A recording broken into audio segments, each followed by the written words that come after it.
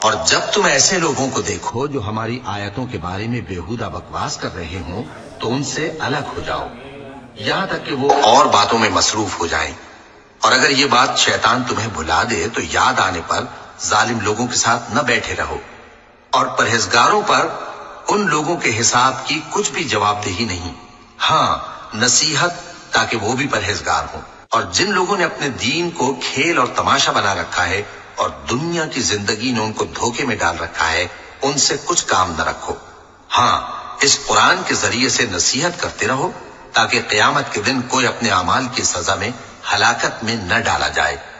اس روز اللہ کے سوا نہ تو کوئی اس کا دوست ہوگا اور نہ سفارش کرنے والا، اور اگر وہ ہر چیز جو روئے زمین پر ہے بطور معاوضہ دینا چاہے تو وہ اس سے قبول نہ ہو۔ یہی لوگ ہیں کہ اپنے اعمال کے وبال میں ہلاکت میں ڈالے گئے،